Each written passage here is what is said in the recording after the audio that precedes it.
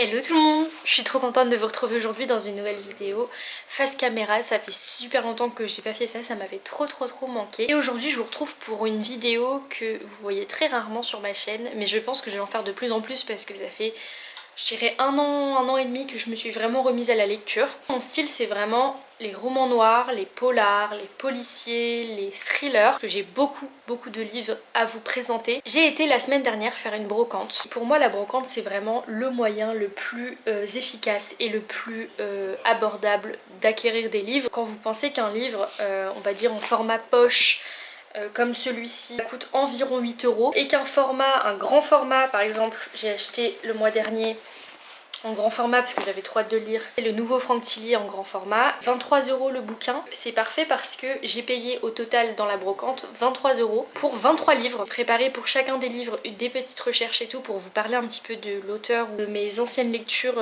du même auteur. Comme ça vous donnera peut-être des idées de lecture. Vu que la vidéo va être très longue, préparez vos popcorn ou vos chips ou j'en sais rien. Moi je suis plus team salé donc plus chips. Je vais vraiment piocher au hasard, il n'y a pas d'ordre de préférence. On va commencer par Une femme entre nous. Ah oui, alors en brocante, quand on tombe sur des stands où il y a 50 livres, et devant en mode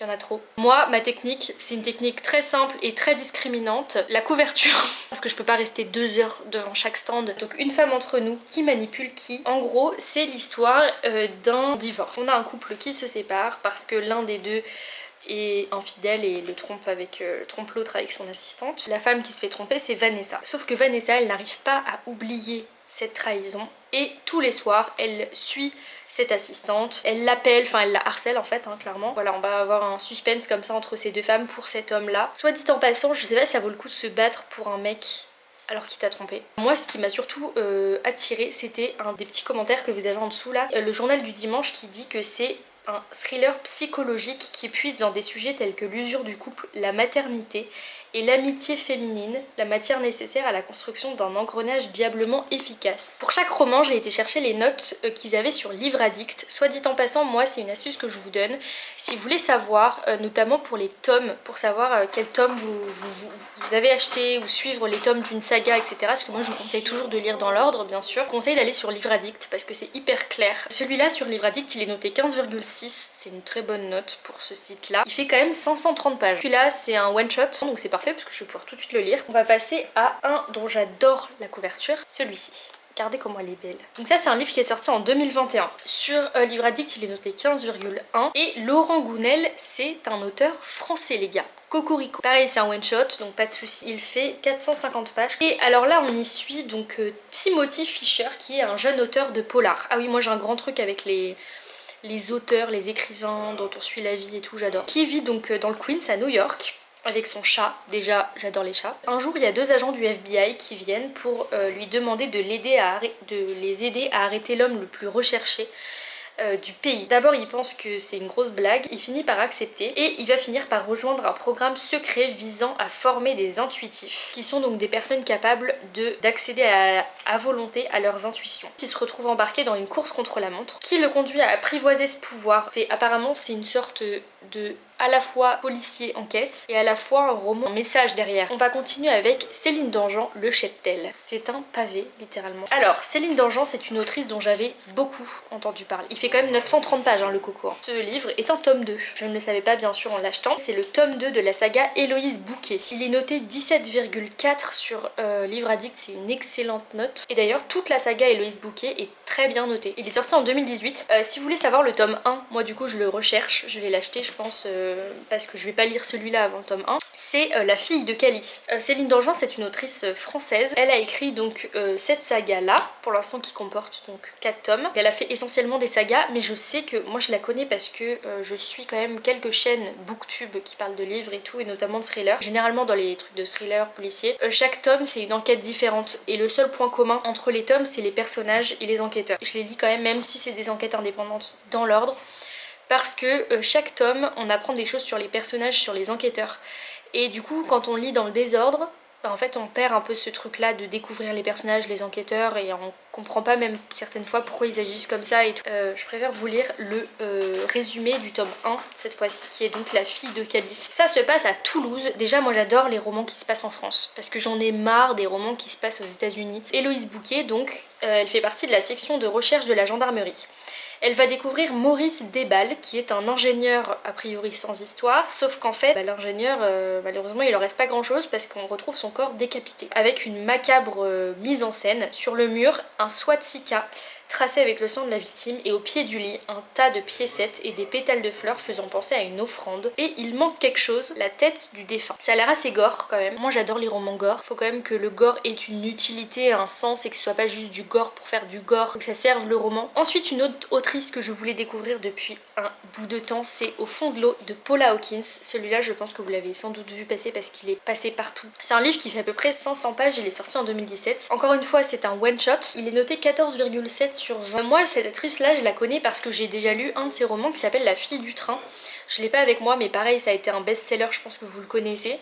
J'avais adoré La fille du train. Donc vraiment j'ai trouvé que c'était un suspense de fou, c'était super bien écrit. Alors on y suit Julia qui est donc en froid avec sa sœur Nell depuis des années. Quand Nell l'a appelée, Julia elle a pas répondu. Sauf qu'une semaine plus tard on va retrouver le corps de sa sœur dans une rivière qui traverse Beckford, qui est la ville dans laquelle elles ont vécu toute leur enfance. Julia elle revient forcément. De quoi a-t-elle le plus peur? D'affronter le prétendu suicide de sa sœur, de s'occuper de Lena, sa nièce de 15 ans qu'elle ne connaît pas, ou de faire face à un passé qu'elle a toujours fui. Plus que tout encore, c'est peut-être la rivière qui la terrifie. Ses eaux à la fois enchanteresses et mortelles, où depuis toujours les tragédies se succèdent. Ensuite j'ai pris de Julia Pierpont un livre qui s'appelle Parmi les 10 milliers de choses aux éditions 10-18. Il est pas sur Livre Addict. J'ai trouvé la couverture trop belle aussi. Je l'ai trouvé quasiment nulle part sur internet. En tout cas il fait 330 pages. C'est un one shot. Ce qui m'inquiétait c'est que il est noté que 2,5 étoiles sur Amazon sur 5. On est à Manhattan pour changer. Avec Jack qui est un artiste et un séducteur reconnu. Deb a troqué sa carrière de danseuse pour élever leurs 2 enfants. Un bonheur presque parfait tant que Deb s'applique à ignorer les infidélités de son mari. Jusqu'à ce colis anonyme, en fait elle va recevoir une liasse d'emails chroniquant sans pudeur la vie secrète de Jack. Emails tombés par mégarde entre les mains de leurs enfants. Apparemment c'est un roman qui se joue à 4 voix. Je sais pourquoi je l'ai pris. C'est le commentaire du Figaro en dessous. On y suit l'histoire d'un couple à la dérive. Les Chanelay nous touchent, ils sont perdus, irrésistibles, amusants, on les adopte. Voilà un roman de Harlan Coben qui s'appelle Juste un regard. Il fait 480 pages, il est sorti en 2004, ça commence à faire, il a 20 ans. C'est un one shot. Harlan Coben, faut savoir que c'est quand même une sacrée autrice, c'est une américaine, une états-unienne, qui a écrit quand même 40 livres. 40 livres. Elle a écrit quelques sagas, mais surtout beaucoup de one-shots comme celui-ci. Je vous lis le derrière. Et si votre vie n'était qu'une vaste imposture? Si l'homme que vous aviez épousé 10 ans auparavant n'était pas celui que vous croyez? Si tout votre univers s'effondrait brutalement? Pour Grace Lawson, il aura suffi d'un seul regard sur une vieille photo prise 20 ans plus tôt et porteuse d'une incroyable révélation pour que tout s'écroule. Ses souvenirs, son mariage, ses amis, tout n'était qu'un tissu de mensonges, mais le cauchemar ne fait que commencer. Franchement ça a l'air trop bien. Je crois que j'ai jamais lu d'Harlan Coben. Si vous en avez à me recommander d'ailleurs dans les commentaires, mais n'hésitez pas. D'ailleurs je vous ai pas dit mais les commentaires c'est fait pour. J'attends vos recommandations, vos dernières lectures. Moi je veux que vous me parliez, je veux pas être là à parler toute seule de bouquins. Ensuite j'ai pris un livre, alors ça je me souviens c'était sur la recommandation du vendeur. Il m'a dit ah ça c'est trop bien et tout. À la base je comptais en prendre un autre mais il m'a dit non celui-là il est mieux. Écoutez c'est un R.J. Ellory qui s'appelle Vendetta, il est assez costaud aussi, 760 pages. Il est sorti un bout de temps aussi en 2005 mais il est très bien noté, 16,4 sur Livre Addict. C'est un one shot et cet auteur là c'est un anglais qui a écrit 24 romans, donc pareil il en est pas à son coup d'essai et quasiment que des one shots, mais c'est donc un thriller qui se passe à la Nouvelle-Orléans en 2006 où la fille du gouverneur de Louisiane a été enlevée. Le kidnappeur il s'appelle Ernesto Pérez, il se livre aux autorités mais il demande à s'entretenir avec un fonctionnaire qui s'appelle Ray Hartman, qui travaille à Washington dans une unité de lutte contre le crime organisé. Et c'est seulement à cette condition qu'il dira en gros aux enquêteurs comment retrouver la petite saine et sauve. Et c'est alors que les deux hommes vont se confronter. Petit à petit, Pérez va faire l'incroyable récit de sa vie de tueur à gages au service de la mafia. J'ai jamais lu de roman comme ça. Dans le milieu des tueurs à gages, j'ai jamais rien lu. Franchement, vous savez que je suis en train de me auto-hype par chacun des romans. Bien évidemment, excusez-moi, qui a pensé que j'allais pas avoir de Lisa Gardner en fait? En fait, c'est ma deuxième autrice préférée. du monde entier. Donc bien sûr qu'il va y avoir un Lisa Garner et c'est La fille cachée qui fait 500 pages. Et j'ai eu la bonne surprise de découvrir que ce n'était pas un tome X puisque c'est un one shot.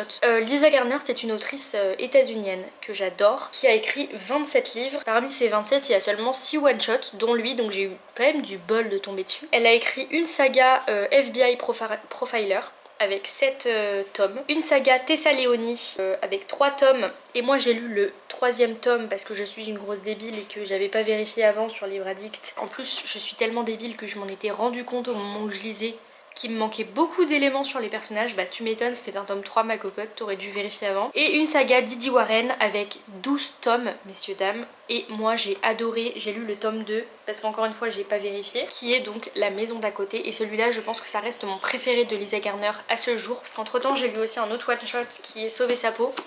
Je l'ai lu il y a quelques mois. Si je devais faire un classement, lui il est 3e mais il était très bien. Lui il est 2e, il était très bien. Et lui, il est premier, il était excellent. Je vais pas vous dire de le lire en premier parce que c'est un tome 2 de la saga Didi Warren, donc lisez d'abord le tome 1. Ici, on y suit Mélanie, qui est donc une femme qui sait qu'elle a été adoptée et que son père adoptif, donc qui s'appelle le docteur Harper Stokes, elle sait que c'est pas son vrai père. Le problème, c'est qu'elle est loin de se douter qu'elle est en réalité la fille de Russell Holmes, qui est un assassin qui a été condamné à mort et exécuté 20 ans plus tôt pour le meurtre de 6 enfants, dont la propre fille de Harper et de Patricia Stokes. C'est un journaliste de presse à scandale qui lui fait cette révélation. Nouveau thriller un peu psychologique et surtout domestique. J'adore les thrillers domestiques. Le couple d'à côté de Shari LaPena, qui est un roman de 350 pages, donc en vrai ça se lit bien. Cette autrice-là, Shari LaPena, elle est canadienne et elle a écrit 8 livres. Celui-là, il est sorti en 2017. On y suit l'histoire de Anne et Marco qui sont invités à dîner chez leurs voisins. La babysitter prévue, elle va annuler au dernier moment.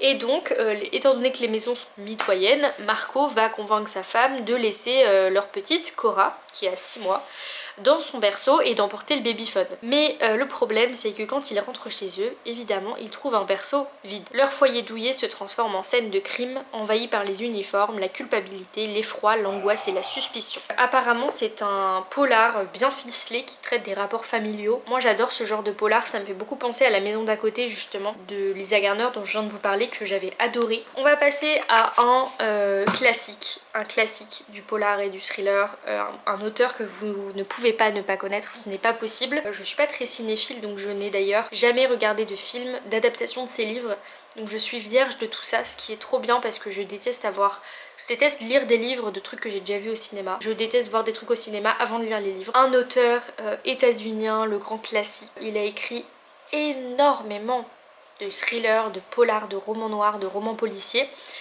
qui mélange souvent un petit peu avec une petite part de fantastique régulièrement. C'est évidemment Stephen King. Moi j'ai envie de tester Stephen King, j'en entends tellement de bien. Je peux pas rester comme ça dans l'ignorance en fait. Et là j'ai choisi Dome, et en fait j'avais pas compris pourquoi il y avait un petit zigouigoui là. Je suis juste débile. C'est un tome 1, voilà. Mais déjà pour un tome 1 les gars, 830 pages. Hein. Donc on est dans la ville de Chester Mill, qui est une ville du Maine américain. C'est quasiment dans le Maine que se déroulent tous les romans de Stephen King. Dans cette ville, brutalement et inexplicablement, d'un seul coup, un champ de force invisible, un dôme transparent qui apparaît.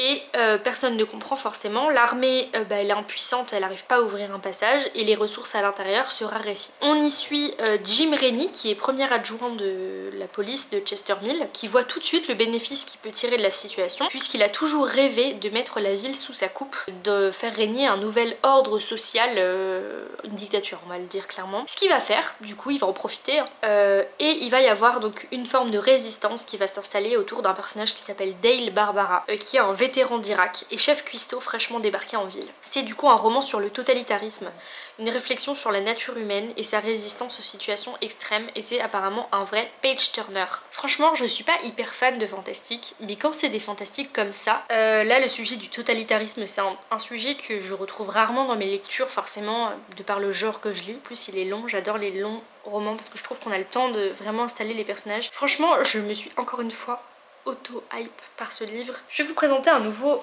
roman d'une autrice que je ne connais cette fois-ci pas du tout, qui est Mélanie Rabe, Sa vérité. Il est noté 15,3 sur Livre Addict et il est sorti en 2018, c'est un one-shot. A priori c'est une allemande, il y en a un a priori c'est devenu un best-seller, ça s'appelle Le Piège.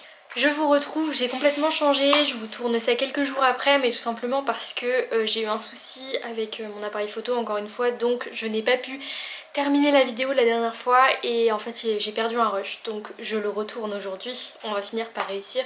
Franchement j'ai l'impression qu'il y a une malédiction pour plus que je tourne de vidéos YouTube ces dernières semaines, parce que il y a toujours un truc qui va pas. Là mon chargeur d'ordinateur ne marche plus, donc pour faire le montage j'ai dû en recommander un.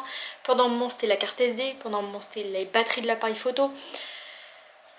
On va y arriver. Je vais vous lire du coup la 4e de couverture pour vous dire un petit peu de quoi ça parle. On y suit donc Sarah qui vit seule avec son fils et elle avait donc un mari qui a mystérieusement disparu au cours d'un voyage d'affaires qu'il a effectué en Colombie. Trop marrant d'ailleurs que ce soit en Colombie. Et en fait elle va donc 7 ans plus tard recevoir un fameux coup de fil où on va lui dire: ça y est, ton mari a enfin été retrouvé, libéré par ses ravisseurs. Mais lorsque l'homme identifié comme étant Philippe, donc son mari, arrive à l'aéroport, Sarah elle est sûre d'elle, évidemment ce n'est pas lui. Pourtant, l'inconnu semble tout savoir d'elle, il connaît toute sa vie, même ses secrets les plus sombres. Et d'ailleurs il n'hésite pas à les utiliser pour la menacer. Mais qui est-il vraiment? Que veut-il? Et au bout du compte, qui croire? Dans ce thriller troublant, véritable page-turner, Mélanie Rabe brouille en permanence les pistes du vrai et du faux. Ça a l'air trop bien. Moi il me donne trop envie. Risque mortel de Robin Cook. Il y a des petits mots clés qui m'ont attirée pour ce roman. Notamment une intrigue mêlant l'énigme historique, le suspense et l'épouvante. Le maître incontesté du thriller médical. Ça, je suis désolée, mais ça m'a intriguée. Par contre, il y a du blanco dessus, ça me perturbe. Ah oui, je comprends pourquoi c'était gratté. Pourquoi c'était blancoté. Vous voulez savoir? Il y a marqué: ce livre vous est offert par votre libraire et ne peut être vendu. Nouveau roman que j'avais aussi en ligne de mire, pas du tout, je le connaissais pas, de Henri Lovenbruch. Ah si, en fait je l'avais vraiment en ligne de mire parce que c'est pour ça que ça me disait quelque chose. Henri Lovenbruch c'est un auteur que je voulais découvrir depuis un moment. Donc là c'est l'occasion avec Les Disparus de Blackmore. Alors il est sorti en 2023 déjà, pardon. J'ai un roman quasiment neuf pour 1 €. Et c'est un thriller fantastique, donc ça va me changer d'habitude, il fait à peu près 550 pages quand même. Il est très bien noté aussi sur Livre Addict, 16 sur 20.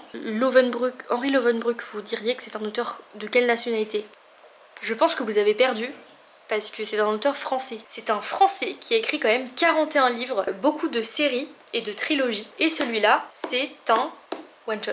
On est en 1925, déjà j'adore, en octobre 1925, à Blackmore, qui est une île coupée du monde évidemment au large de Guernesey, où meurtre et disparition sèment la terreur. Alors que la police piétine, Lorraine Chapelle, qui est la première femme diplômée de l'Institut de criminologie de Paris quand même, excusez-nous, elle est appelée en renfort évidemment et elle va devoir mener l'enquête aux côtés d'un homme qui s'appelle Edward Pierce qui se présente comme détective de l'étrange. Et ensemble ils vont devoir affronter les plus sombres secrets de Blackmore, les statues énigmatiques disséminées sur l'île, la rumeur d'un culte maléfique et ce vent lancinant, le murmure des brumes qui ne cesse jamais. Entre mensonges et confidences, ce duo improbable va devoir démêler le vrai du faux dans une course contre la montre diabolique. Ce qui m'a attiré aussi, c'est le commentaire de La Voix du Nord, qui écrit derrière: thriller, roman historique, fantastique. Henri Lovenbruch joue avec les codes et avec les nerfs de ses lecteurs. Ensuite, encore une fois, un auteur que je voulais découvrir depuis un petit moment, qui est encore une fois d'ailleurs un auteur français, Jérôme Loubry. Celui-là, c'est pas le plus gros, hein. Il est assez mince. Donc, Les Chiens de Détroit, qui est sorti en 2017, qui est un one-shot, et il est notamment connu pour Les Refuges, qui est vraiment son best-seller, dont j'ai beaucoup entendu parler en bien. Il fait pile 300 pages, celui-ci, et il se déroule dans la ville de Détroit en 2013. Cette ville, qui a été la gloire de l'Amérique, n'est qu'une ruine déserte, un cimetière de buildings. On suit une inspectrice qui s'appelle Sarah Bergkamp, qui va mener un groupe d'intervention qui est chargé en gros de défoncer la porte pour rentrer dans une maison, pour arrêter un suspect qui a enlevé 5 enfants. Au final, l'arrestation est plus simple que prévu parce que le mec attend sur une chaise, littéralement. On pense que ce mec-là, c'est celui qu'on surnomme le géant de brume, qui est un tueur insaisissable qui a laissé derrière lui 7 petits corps il y a 15 ans. À ce moment-là, il va supplier à Sarah: aidez-moi. L'histoire s'ouvre donc avec l'arrestation du coupable, et pourtant elle ne fait que commencer. À Détroit, personne n'est innocent. Une intrigue magistralement entrelacée jusqu'à la fin, bouleversante. Mais dites-moi aussi dans les commentaires lesquels vous ont donné envie, lesquels vous donnent moins envie. Et bien sûr aussi, attendez, je vous ai pas dit mais c'est la base, si il y en a un de ces romans là, parce qu'il y en a aucun de très récent, donc c'est très probable qu'il y en ait un que vous ayez déjà lu, vous me dites vos avis hein. Moi je veux savoir, parce que je veux pas m'embarquer dans n'importe quoi, je veux savoir un petit peu qu'est-ce que ça vaut. Un roman en mémoire de Marie de Julie Persson. Je connais pas du tout cette autrice, je connais absolument rien, mais l'histoire se passe à Dublin. D'ailleurs c'est une autrice, petite spécificité, c'est une autrice irlandaise, pareil j'ai pas l'habitude, mais elle est née en Nouvelle-Zélande, donc elle a un petit peu ces deux côtés là. Et celui-là c'est son tout premier roman, il est sorti en 1999, donc ça commence à faire. Et cette autrice là elle a écrit 6 one-shots, il fait 440 pages celui-ci. Le truc qui m'inquiète un peu c'est que sur Livre Addict il est noté à peine 13 sur 20. Et donc ici on est à Dublin avec un psychiatre qui s'appelle Margaret Mitchell, qui va signaler la disparition de sa fille de 20 ans, qui s'appelle Marie. Sauf qu'une semaine plus tard, malheureusement, on va retrouver le corps de sa fille, violé et mutilé. Bien sûr, pour son père, c'est la descente aux enfers, et il veut retrouver le meurtrier. Là, c'est les éditions Livres de Poche qui écrivent: ce livre noir fascinant touche à nos sentiments les plus élémentaires, la profondeur de l'amour maternel, la douleur du deuil... Ah non, pardon, c'est sa mère, c'est pas son père.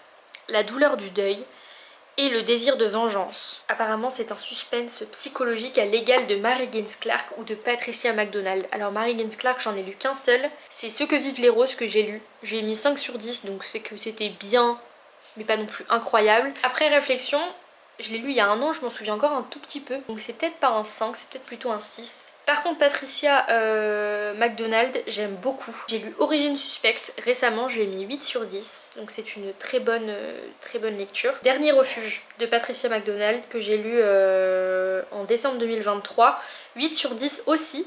Franchement c'est une très bonne moyenne hein, pour cette autrice. Et Dernier refuge je m'en souviens, enfin l'autre aussi, mais Dernier refuge m'a plus marqué. C'est un roman un peu sur les violences conjugales mais une enquête. C'est trop bien, franchement je vous le conseille. Et on finit justement sur Mary Higgins Clark, donc écoutez si ça c'est pas bien fait. J'ai acheté 2 Mary Higgins Clark, je sais pas pourquoi parce que j'en ai déjà au moins 3 dans ma pile à lire, dans ma bibliothèque que j'ai pas lu. Et le seul que j'ai lu en plus c'est lui qui était pas ouf, c'est Une chanson douce. Celui-là est sorti en 2013 et il est noté 15,3 sur 20, 420 pages. C'est l'histoire de Kate qui est malheureusement... sur un lit d'hôpital, inconsciente et grièvement brûlée. Elle a réussi à échapper aux flammes qui ont ravagé en pleine nuit la manufacture familiale de meubles anciens et le bâtiment attenant où étaient stockées de précieuses antiquités. On se demande bien évidemment le grand classique si c'est un accident. Pour la police qui va enquêter sur l'explosion à l'origine de l'incendie, en fait ils soupçonnent un peu Kate. Ils se demandent pourquoi elle était là de nuit, alors qu'en plus elle travaille pour une grande société d'audit. Et donc sa sœur, Anna, pour innocenter sa sœur, elle va aller chercher sous les cendres la clé de cette inquiétante énigme. Donc j'imagine qu'on va suivre du coup sa sœur, qui va essayer de disculper sa sœur. C'est beaucoup de sœurs dans la même phrase, mais vous avez compris l'idée. C'est un nouveau Mary Higgins Clark et j'ai adoré la couverture. Regardez comment elle est belle et elle est neuve surtout. Franchement, mais allez en brocante les gars. Celui-là d'ailleurs, Dernière danse, c'est... Ce post-it m'a agressé. C'est le dernier roman de Mary Higgins Clark puisqu'elle est décédée en 2020 et celui-là il date de 2018. Il est très bien noté, c'est une autrice américaine, hein, je pense que vous en doutez, qui a écrit quand même 71 livres. Pardon. C'est énorme. Celui-là fait environ 370 pages, c'est un one-shot. C'est assez gros donc je pense que ça se lit assez vite. On y suit donc Carrie qui a 18 ans et qui va profiter de l'absence de ses parents pour organiser une big fête chez elle évidemment. Sauf qu'en fait le lendemain on retrouve son corps au bord de la piscine. Évidemment on se demande si c'est un accident, sauf qu'en fait cette thèse est rapidement écartée. Et la famille de Carrie va se faire à l'idée qu'en fait leur fille a été tuée par un membre de son cercle proche. C'est un peu le Cluedo, hein, vous vous doutez. D'une part, on soupçonne son petit ami, puisqu'elle s'est disputée avec pendant la fête problématique. On soupçonne aussi le voisin, parce que sa mère va retrouver juste après une pile de vêtements mouillés dans un coin de sa chambre. Ou alors un de ses camarades de classe, ça pourrait aussi être ça. En tout cas, on va suivre Aline, qui est sa sœur aînée, encore une fois. Elle aime bien les histoires de sœurs quand même, hein, qui vient d'être nommée conseillère d'orientation dans un lycée. dans le lycée dans lequel était Carrie, elle va tout simplement enquêter sur la mort de sa sœur pour découvrir la vérité. Une ronde macabre où vérité et mensonge se tiennent par la main. Donc, je voulais vous présenter encore quelques livres. D'abord un livre de mon auteur préféré, je n'ai pas pu passer à côté, je n'ai pas pu fermer les yeux et ne pas l'acheter tout simplement. C'est Labyrinthe de Franck Tillier. Déjà cette couverture, je la trouve trop belle. Ce roman-là, il est sorti il n'y a pas tellement longtemps, je crois qu'il est sorti il y a 2 ans. Je le connaissais parce que, évidemment, je commence à connaître un petit peu les romans de Franck Tillier pour savoir un petit peu qu'est-ce que je dois acheter, qu'est-ce que j'ai déjà, etc. En fait, c'est un tome 3. Je le savais en l'achetant, puisque j'ai lu le tome 1 de la saga. En fait, c'est une trilogie, hein, la trilogie du manuscrit inachevé. Ça, c'est le tome 1, qui est jusqu'ici mon Franck Tillier préféré, et je dirais même mon roman préféré de tous ceux que j'ai lus depuis quelques années. Pour moi c'est un chef-d'œuvre, vraiment. Franck Tillier c'est toujours assez dark, c'est toujours assez gore, c'est toujours... faut avoir le cœur bien accroché, âme sensible s'abstenir. Donc si vous êtes un petit peu sensible, si vous êtes un petit peu... vous aimez pas trop le sang, les trucs un peu dégueux, je pense qu'il faudra passer votre tour sur cet auteur. Mais si vous supportez ça, franchement ça vaut le coup parce que c'est pas non plus du gore pour faire du gore, c'est vraiment du gore mais pour servir l'histoire. C'est pas non plus du gore tout long, mais il y a des scènes un peu gore, c'est ça que je veux dire. Alors le début j'avais mis quelques temps à me mettre dedans, mais une fois que j'avais passé les 70 premières pages à peu près, moi je mets toujours un petit peu de temps, hein, je suis un peu une diesel. Franchement j'ai trouvé que c'était juste magistral, la fin m'a mise mais... Je n'en revenais pas. Je l'ai lu je pense en 2 jours, il fait quand même je crois 500 pages, 600. À partir de la moitié du roman à peu près il y a vraiment un rebondissement toutes les 10 pages quoi. C'est vraiment, mais j'ai jamais vu un rythme comme ça. C'est, on n'a pas une minute pour souffler. Mais l'histoire est complètement dingue. Franchement moi j'ai trouvé ça mais juste incroyable. Sur Memorizer, mon appli où je note, je classe etc. mes lectures, je lui ai mis 10 sur 10. C'est le seul à ce jour qui a 10 sur 10, mais parce que je n'ai jamais réussi à trouver mieux. Pour moi, c'est un chef-d'œuvre, vraiment. Donc s'il y en a un de Franck Tillier que je dois vous recommander, franchement, c'est celui-ci. C'est un tome 1, le tome 2, c'est Il était 2 fois. Malheureusement, je ne l'ai pas en ma possession.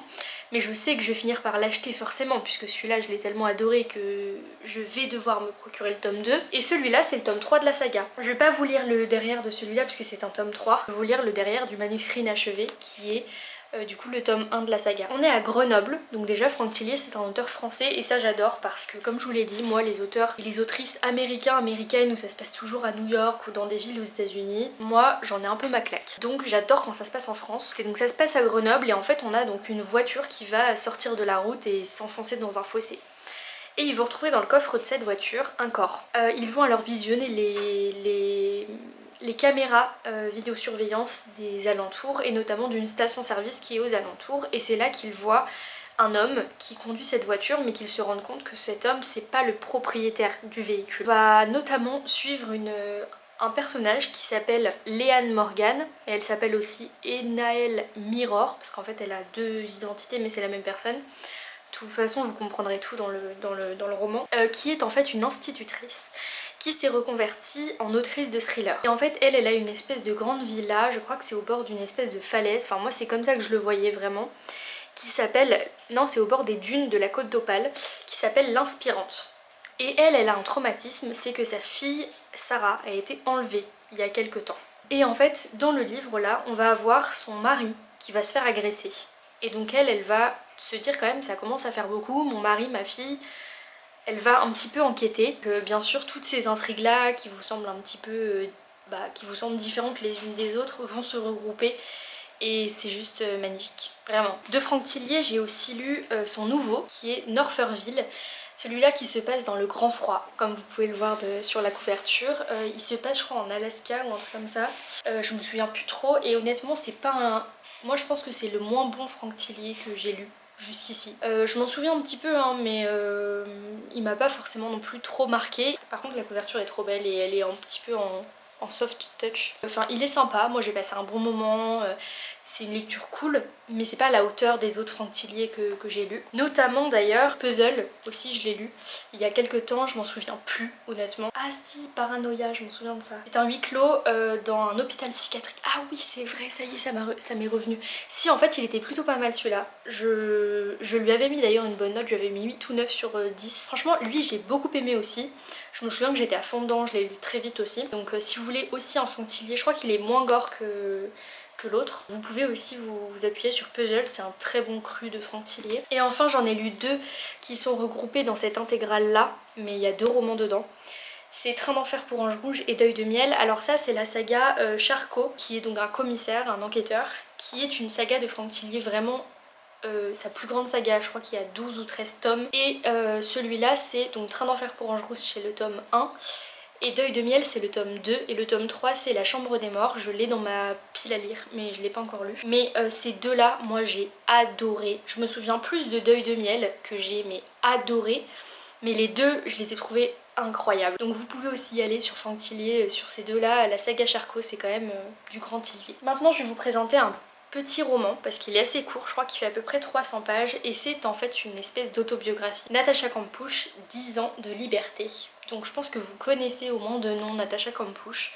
C'est une femme qui a été enlevée en août 2006. Elle a été retenue pendant 8 ans dans une cave et qui a réussi après cette séquestration à s'enfuir. Elle a écrit ce livre en 2016, donc 10 ans après son enlèvement. Elle va en fait raconter son calvaire pendant toute sa séquestration et notamment comment elle s'est reconstruite après ça, où elle a tenté de se reconstruire. Donc moi j'avais beaucoup entendu parler, je savais même pas qu'elle avait écrit un livre, mais j'avais beaucoup entendu parler forcément de ce fait divers. Donc voilà, je me suis dit pourquoi pas. Ensuite, un livre que je voulais depuis assez longtemps, qui est un livre policier mais fantastique. Donc moi ça me change beaucoup parce que je ne lis jamais de fantastique. C'est Le Bureau des affaires occultes de Éric Foissier. Celui-là il a été écrit en 2020. Et c'est le tome 1, donc j'ai eu la chance de tomber direct sur le tome 1. Mais en gros il en écrit un tome par an, donc là il y a le tome 4 qui vient de sortir. Et Éric Foissier c'est encore une fois un auteur français. Cette saga là c'est une saga qui mêle policier, intrigue, suspense, voilà, polar, avec fantastique, mais aussi avec historique. Je vais vous lire la quatrième de couverture. Ça se passe en 1830. Déjà je trouve que la période est vraiment intéressante parce que je trouve qu'on entend rarement parler de cette période-là. On se trouve à Paris, dans un Paris qui est encore sous le choc des journées révolutionnaires de juillet. Et donc on est avec le gouvernement de Louis-Philippe, nouveau roi des Français, qui se retrouve confronté à une opposition vraiment virulente. On va suivre un inspecteur qui s'appelle Valentin Verne, qui a été muté à la brigade de sûreté, qui a été fondée quelques années plus tôt, et il doit élucider une série de morts étranges qui seraient susceptibles de déstabiliser le régime politique, parce que à cette époque-là, on a à la fois un avènement de la science, donc la science qui va vraiment progresser, mais en même temps on va avoir une montée de l'ésotérisme et donc ça va inspirer un nouveau type de criminalité. Et donc notre commissaire, lui c'est un féru de chimie et de médecine.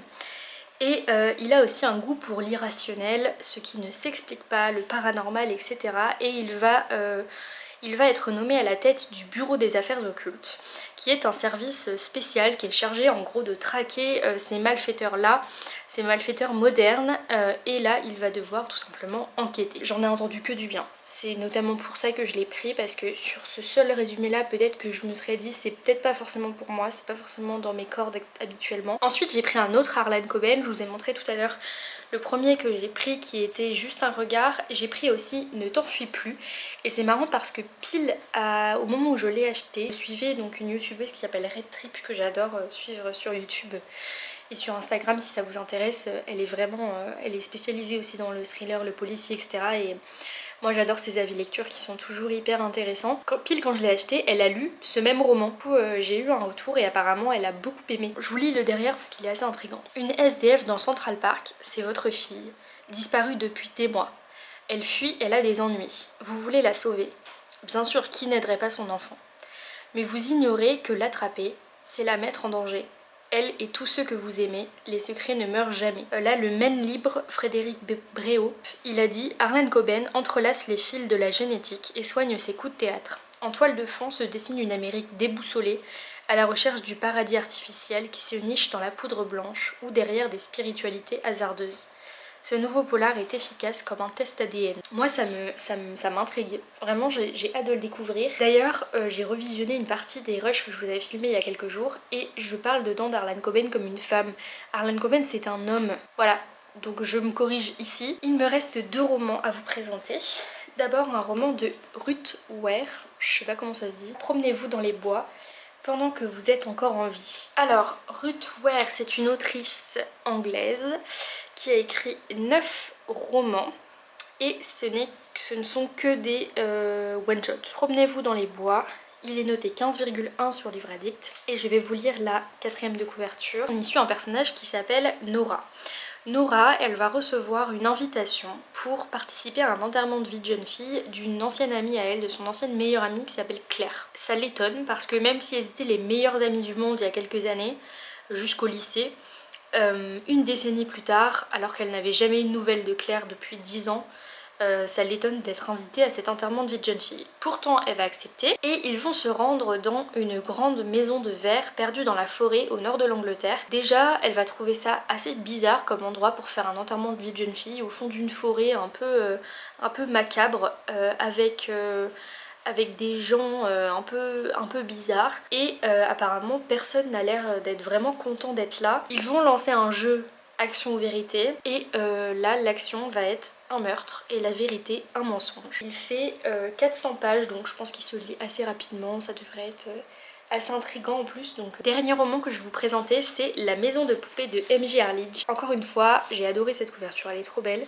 Encore une fois c'est un auteur que je ne connais pas, que je n'ai jamais lu mais dont j'ai beaucoup entendu parler. M.J. Arlidge c'est un auteur anglais aussi. Il a écrit 14 livres avec seulement un one shot mais après tout le reste c'est une saga et c'est la saga Ellen Grace. Et cette saga Ellen Grace j'en ai beaucoup entendu parler parce qu'elle a quand même 12 tomes il me semble. Non elle a 11 tomes et 2 hors série. Donc au total ça fait quand même 13 tomes. Et ce tome là je ne le savais pas évidemment mais c'est un tome 3. Mais du coup je vais vous dire quel est le tome 1, quel est le tome 2 et vous lire le résumé du tome 1. Alors le tome 1 c'est Amstramgram, il est assez connu donc vous en avez peut-être déjà entendu parler. Et le tome 2 c'est il court, le furet. Alors ce qu'il se passe dans Amstramgram c'est que 2 jeunes personnes, 2 jeunes adolescents sont enlevés et séquestré au fond d'une piscine vide dont il est impossible de s'échapper. Déjà, séquestré dans une piscine, j'ai du mal à visualiser le truc parce que pour moi une piscine, à moins que ce soit vraiment une piscine, genre vous savez dans les piscines municipales et tout, c'est vrai, ça peut être vraiment très profond et ils auraient enlevé les échelles. Non par contre c'est affreux si c'est ça, genre cauchemar vraiment. Et à côté d'eux il y a un pistolet chargé avec une seule balle et un téléphone portable qui a suffisamment de batterie pour leur envoyer un message et là ils vont recevoir le message: vous devez tuer pour vivre. Ils vont survivre pendant quelques jours mais plus les jours passent évidemment, plus ils ont faim, plus ils ont soif. En parallèle de ça, on a une série d'enlèvements qui vont se répéter et Ellen Grace, qui est donc l'enquêtrice dans cette saga là, va être confrontée à ça et va enquêter tout simplement pour comprendre tout simplement qui est à l'origine de ça. Et elle va notamment discuter avec des survivants de ces enlèvements là qui ont été traumatisés. Et je vous lis la petite phrase de fin parce que moi elle m'intrigue. Hélène connaît les côtés sombres de la nature humaine, y compris la sienne. Pourtant cette affaire et ses victimes, apparemment sans lien entre elles, la laissent perplexe. Rien ne sera plus terrifiant que la vérité. Franchement ça a l'air trop bien. Mais du coup il faut que j'arrive à me procurer incessamment sous peu Amstramgram. Bon, je pense qu'il y a un moment, toutes les bonnes choses ont une fin et cette vidéo doit se terminer. Je vais vous montrer un peu tous les romans que j'ai. Vous avez peut-être vu la luminosité changer parce qu'en plus là je suis assise par terre, il est super tard. Il est 20h40 donc la luminosité a un petit peu changé. Je vais essayer de faire une pile de romans. Je vais jamais y arriver. Vraiment, il y en a beaucoup trop. Ah! Bon, il y en a beaucoup trop, vous avez compris, il y en a 23, hein, c'est beaucoup trop. On est partout autour de moi, je pense qu'il est temps d'arrêter cette vidéo, c'est un carnage, c'est un massacre et je crève la dalle. J'espère que cette vidéo vous aura plu et que vous aurez eu des petites inspirations, que vous aurez des petits conseils à me donner, des petits retours de lecture. De toute façon, vous verrez toutes mes lectures dans les vlogs puisque je vais continuer à faire des vlogs et dedans je vous présente à chaque fois mes lectures actuelles, celles que je viens de terminer, je vous donne tous mes avis, je vous fais des updates lecture et tout. En tout cas, j'espère vraiment que cette vidéo vous aura intéressé. Je vous invite à prendre soin de vous, de la nature, de vos proches, des animaux, évidemment. et je vous dis à très bientôt dans une prochaine vidéo. Merci d'avoir regardé jusqu'à la fin, vous êtes vraiment les meilleurs parce que vous êtes courageux. Mes vidéos sont tellement longues. Profitez de la fin de votre été. Bon courage si vous faites un job étudiant et je vous dis à très bientôt dans une prochaine vidéo. Bye!